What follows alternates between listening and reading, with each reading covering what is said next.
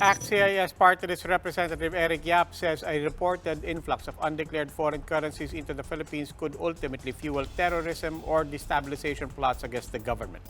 Yap says existing laws against cash smuggling are weak.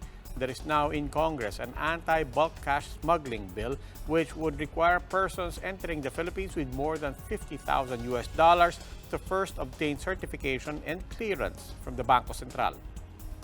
Habang wala pang batas, pwede niyong tawagan yung origin. Eto bang taong to, galing sa inyo, flight ganito, nagdala ng ganito kalaking pera, alam nyo ba, nag-declare ba sa inyo palabas sa inyong bansa? Pag sinabing hindi, i-hold nyo na yung tao. Concerned government agencies are looking closely at the country's offshore gaming industry amid the rise in illicit activities, and they're not discounting the possibility of closing it down. Maricel Halili with this report.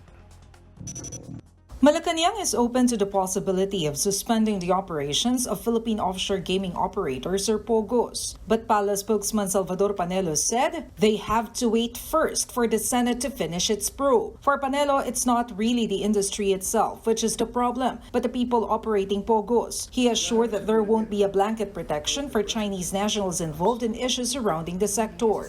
Suspended operations of batteries when you receive certain complaints of anomalies. Ganon din yun. Kung talagang grabe na ang complaints, may gagawin sa presidente. For their part, the Finance Department has formed a task force to run after POGO tax violators. Finance Assistant Secretary Tony Lambino also mentioned another way to scrutinize cases of those behind money laundering. We would like to maybe propose that again, no? That we lift absolute bank secrecy in the Philippines in cases of tax fraud or other nefarious activities para po matrace po talaga natin. Cabinet Secretary Carlo Nograles, on the other hand, is waiting on PAGCOR's recommendation if POGO should be shut down. Kailangan lahat ng stakeholders as much as possible is involved. So if it's a security aspect, syempre tatanungin natin yung DILG. No, if it's income or taxes, tatanungin natin yung DOF.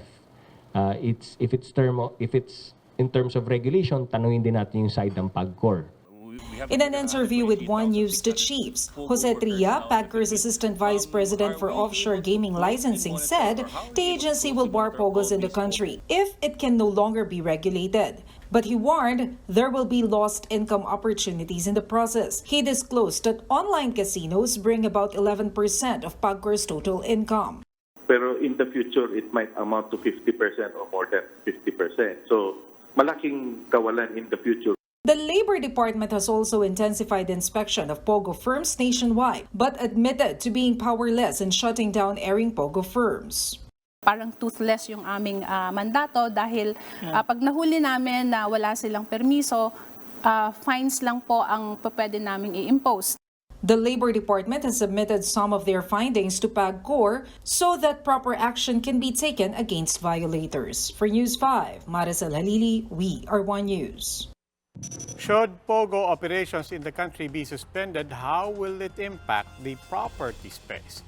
As it stands, POGOs occupy 37% of Metro Manila's office space, and should they be shut down, global real estate firm Colliers International is confident that other companies will take up the office space they will vacate. But the group is flagging the possible closure's effect on residential units, as that could leave some 2,000 condominium units vacant. Bondoc says the rise in POGOs in the country has been driving up the prices of condo units, especially in Manila Bay, Makati, and Alabang. He also claimed that the condo ownership policies are not being properly implemented. There are reports that the 40% foreign owned should not just come from Chinese, right? So it's from other nationalities. But there are anecdotal evidence when for a condo project, 60% is owned by Filipinos, 40% taken up by Chinese, all Chinese employees.